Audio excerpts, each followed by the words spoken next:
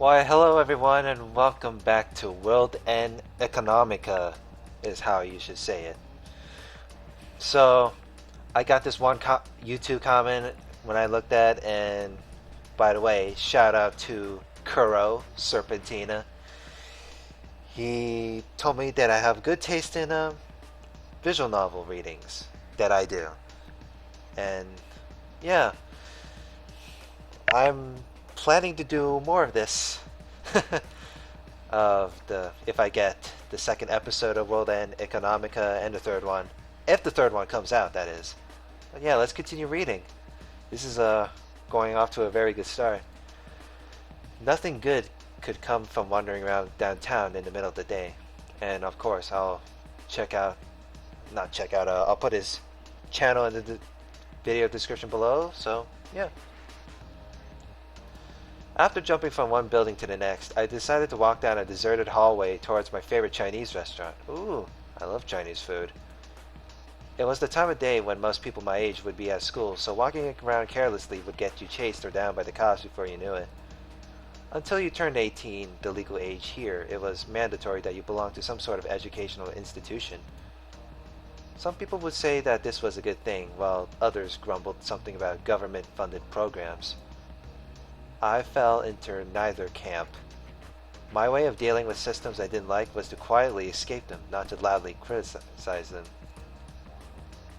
On that note, this area with all of its complicated passages and extreme elevation changes, it's not odd to see the seventh floor of one building being next to the basement of another was convenient for people like me. Not to mention the overgrown vegetation here and there that acted as good cover. These plans weren't originally included in the city plans, but had leaked out of one of the many lunar laboratories where they were messing with their genes. Supposedly, genes had tons of factors that expressed themselves differently depending on the environment, so a lot of plants and animals started acting strangely as soon as they were brought to the moon. There were even people saying that life forms on Earth could have originated from outer space and brought to Earth via the moon. Some of these plants grew so well on the moon's inorganic matter that you might wonder if they'd been around here for a million years. Of course, it wasn't as if these plants were free from the laws of physics. Nitrogen and other nutrients for them were often brought over from Earth. So I hadn't heard about any worries that the surface of the moon would be taken over by the greenery. This applied to more than just plants. As for the humans here, it didn't matter how many ultra-elite think tanks came to energize the lunar economy and its industries. Life here just wasn't sustainable without sending a lot of things over from Earth. According to the government statements, even if the orbital elevator were to stop moving today, there was currently enough biomass here to create an enclosed, recycling-based environment. In other words, we'd be able to eat food, crap it out, use that crap to grow more food to eat, and so on. Okay. That is a good-looking cycle, I guess. They'd be able to make a ton of electricity with solar panels while collecting direct sunlight to use as a super hot source of heat, so maybe they're right. Not that you mention it, there are usually solar panels up in California because they usually get a lot of sun there. Same with Arizona. So any places that get sun almost the entire year makes pretty much sense when it comes to solar panels. Alright, I mean, people even say that Earth was in more danger environmentally, since they're still relying on oil and nuclear power. I didn't know who was right. Whatever the case, I had dreams, and if it meant making my dreams come true, I didn't care if I was on Earth or on the moon. After all, my dream was to stand at the forefront of humanity. It'll be a place where you could only look forward and live by advancing onward. Who cared about what happened to the world behind you? And if I couldn't make this dream come true, then there'd be no reason for me to live. That was why, to put it logically, I never worried a single bit about the moon's environment or whatever. What I worried about was how much money I made and how fast I reached my goals. While I was thinking about these things, I passed through the thickly vegetated tunnels towards high ground. Ooh, what do we got here? Holy shit, that looks beautiful. Can I look at it?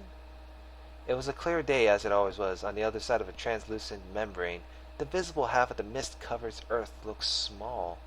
The sky over the lunar city was wrapped in a see-through dome, and right beyond it was outer space.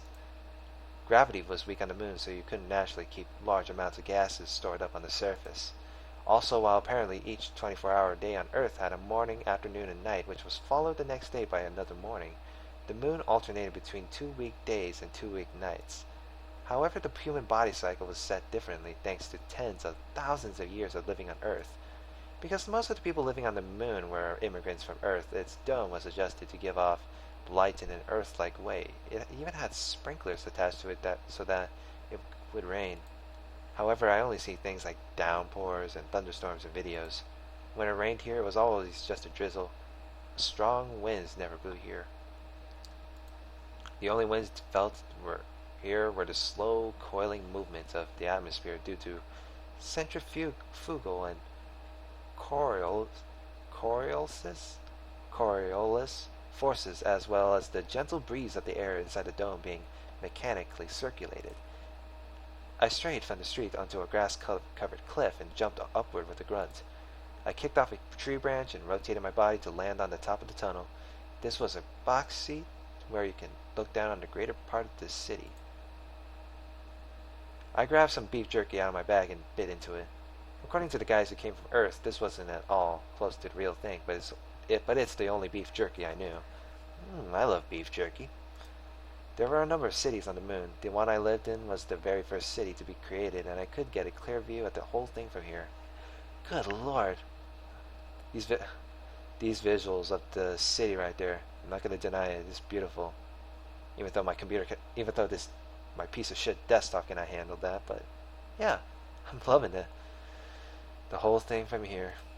The spot in front of me where pointed skyscrapers sprung upward one after the other was called Newton City. It wasn't like entry here was regulated. However, it had the feel of a special zone where only certain people could enter, since it was full of giant corporate buildings. Even public places like shopping malls and parks were overrun with police and city regulations. Most wealth here was created in Newton City, and you could find famous tycoons with assets worth over 10 billion mules all over the place. I'm guessing that's the currency in this area. If you had that much wealth, you'd undoubtedly be able to be on the forefront when humanity took its next step. Money could make just about any desire you might have in this world come true. In this world, money ruled all. Like a photograph of the moment a drop of liquid hit a pool of water, a group of skyscrapers stood in the dead center of Newton City, while the buildings around that area were suddenly much shorter. That area was where middle-class people who worked in Newton City lived in was called Green City, or the White Belt. It was a place full of people who loved words like high society and refinement, the kind of people who claimed to care about grace and harmony, but were really full of nothing but pride and obsessions with upward mobility. Whenever I went there, I felt sick seeing the sterilized rows of small, nicely manicured lawns and white-walled buildings. There wasn't a single piece of garbage on the streets, and the only plants around were domesticated trees on the roadside. After that, the buildings in the area around Green City got taller again, but it was a complete jumble. There, power lines dangled messily onto the streets, and vulgar neon signs lit the area, painting the whole place with a feel of squalor. The area was called... Excuse me, a little sleepy there. The area was called the Outer Sections, and while technically they'd all been numbered from 1 to 8, there was no real point. If you consider Newton City the center of everything, the north was full of factories. There you could find silicon dioxide dissolution factories, fertilizer synthesis factories, automated plantations, and so on.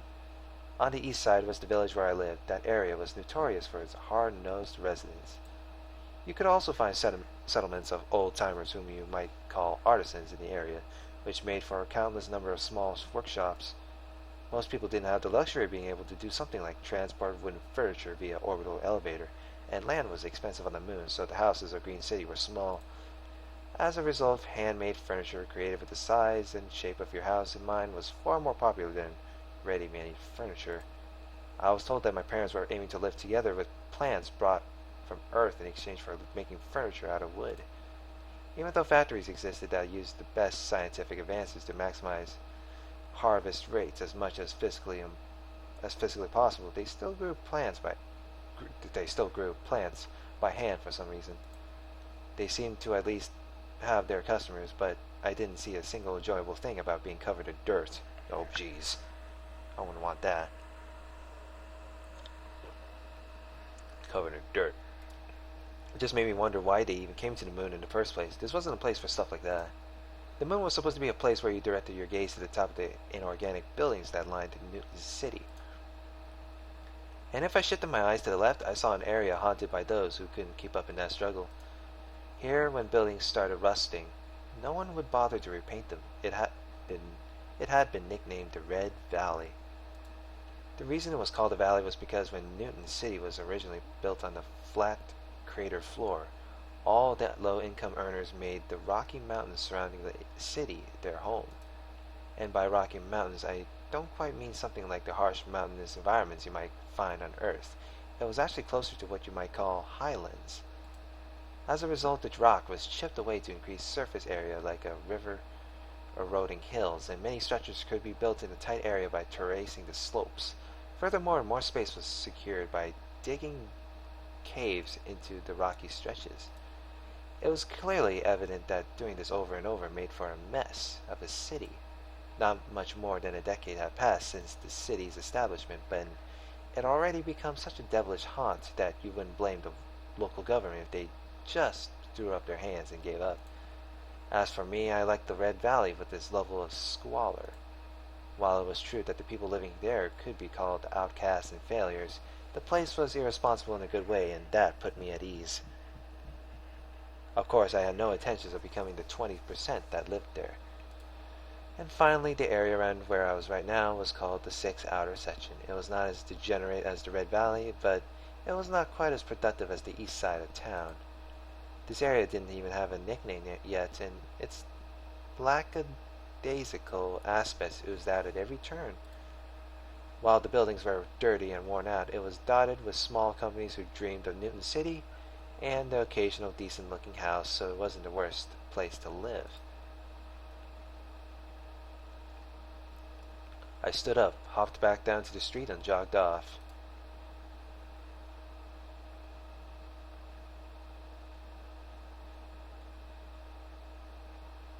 The road was paved with neatly shaped limestone rocks. It was chipped and cracked here and there, but no one ever tried to patch it. The rough dirt of the moon had piled up in its recesses. The hell? Am I turning up the volume a bit? This is weird. I have the music turned on, but I see no music. No music here. Not see. The rough dirt of the moon had piled up in its recesses. Waterways were occasionally visible, and in them you could see clear running water as well as fish swimming. While hydrogen was available on the moon, there was no water. So once hydrogen had been synthesized into water, it was made sure that every drop remained circulating within the dome. The waterway's final destination was the giant water processing plant called under Newton City. In other words, everything was designed to gather in the center of the mortar-shaped city, whether it's people, water, or wealth. From there, everything was disseminated outward. After crossing the intricate waterways and bridges, I passed through a narrow alley and reached my destination. It was called the Lunar Chinese Restaurant. It's run by a Chinese husband and wife with a strong spirit of enterprise who immigrated to the moon. I could sit down here from early afternoon to whenever and they wouldn't say a word. However, the elderly wife's health had been fading recently, and the woman who sometimes worked at the restaurant in their place was a bit of a pain. While I prayed that she wouldn't be there today, it was in vain, especially on an unlucky day already full of policemen and stock losses.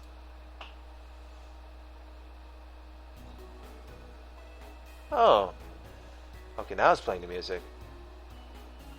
Just need to turn down a bit.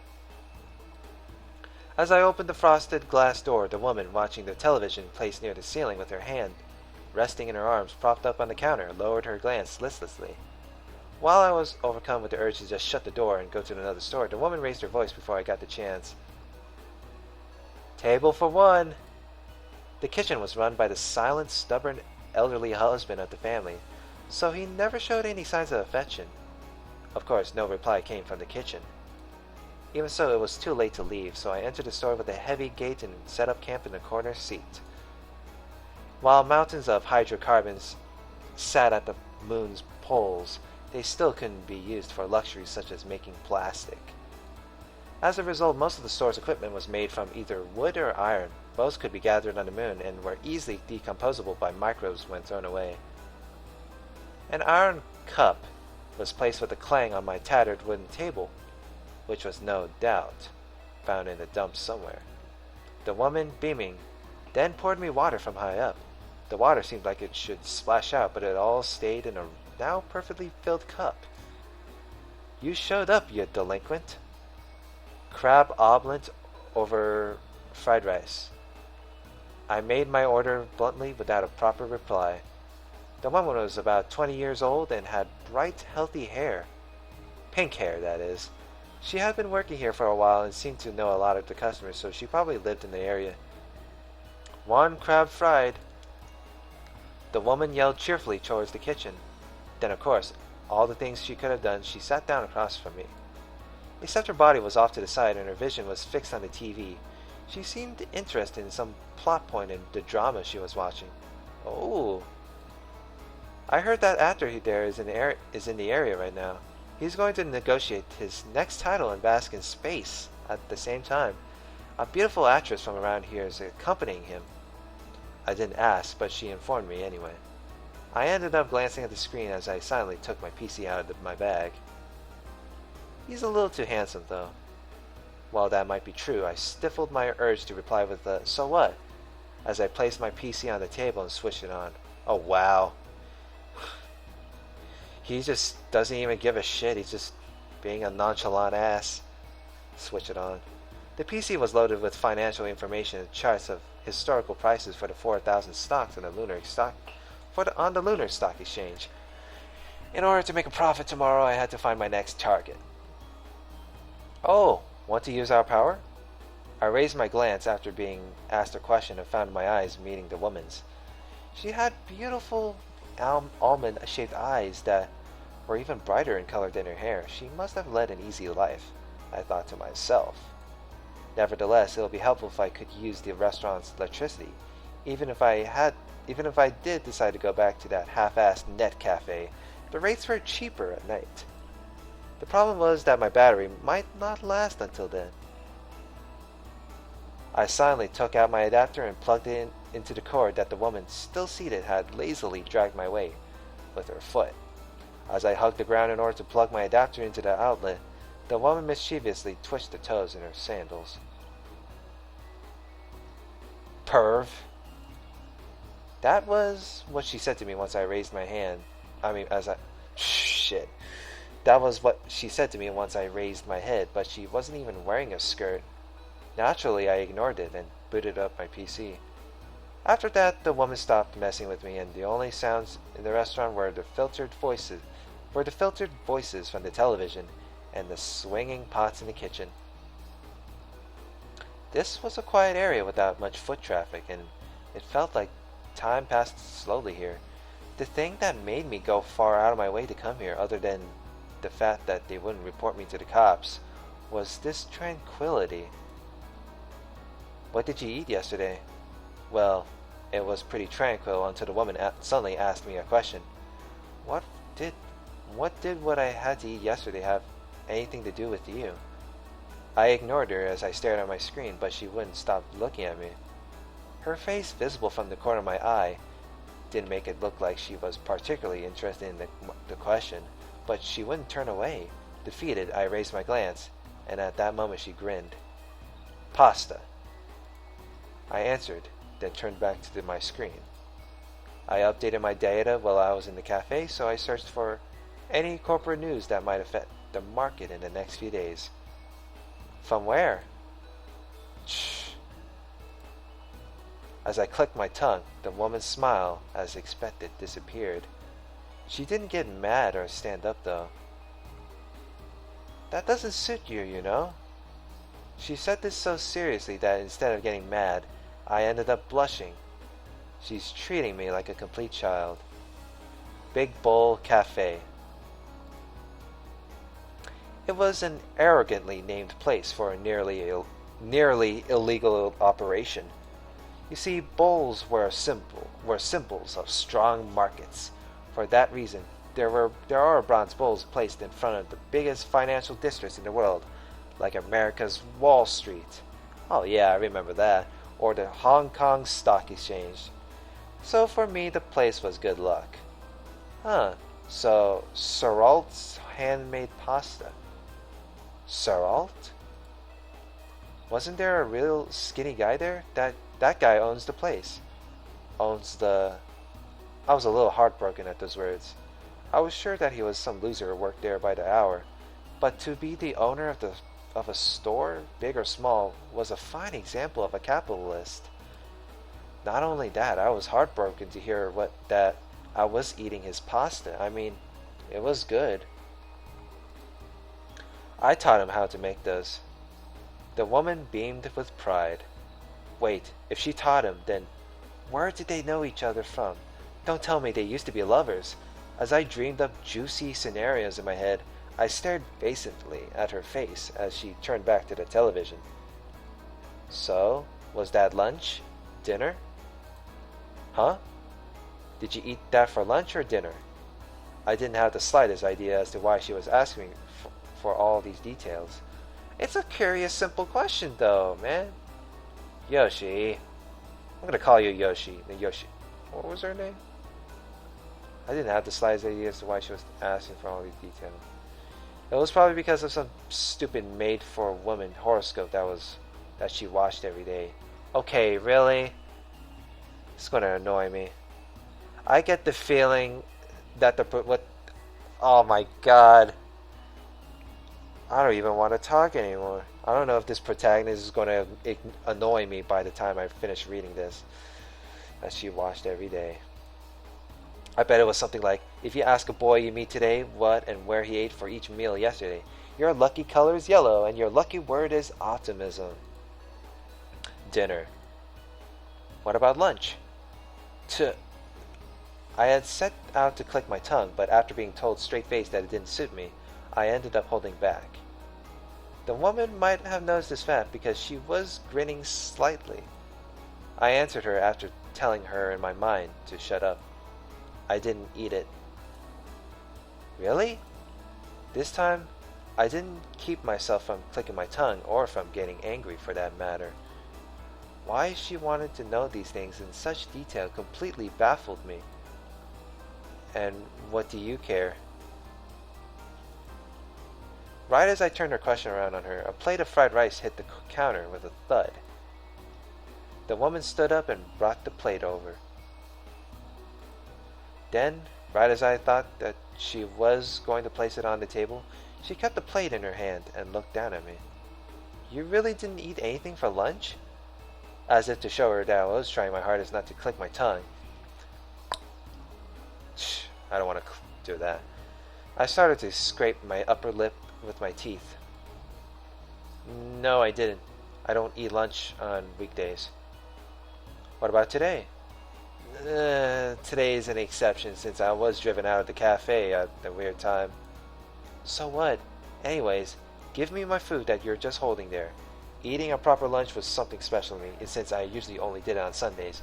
When the Lunar Stock Exchange was closed, eating lunch on a weekday was rare. As I glared at the woman, she heaved a small sigh and placed the plate on the table, completely unperturbed. The smell of the sweet and sour sauce whetted my appetite. My interest shifted from the now strangely annoying woman's questions to the food in front of me. You need to eat you need to eat 3 real meals a day. The woman talked to me while standing and staring at me, digging into the fried rice. And eat a little more neatly. Mind your own business, I muttered mentally as I piled a mountain of fried rice and crab omelet on my spoon and shoved it all in my mouth. Okay, now it's making me hungry. The woman sighed and then returned listlessly to her counterside chair. What a cryptic, stupid woman. Wow, okay, really? Okay, why the fuck am I reading this? When the protagonist has such a fucking attitude. I focused on my food, stuffing my stomach with such vigor that I barely had time to even sigh.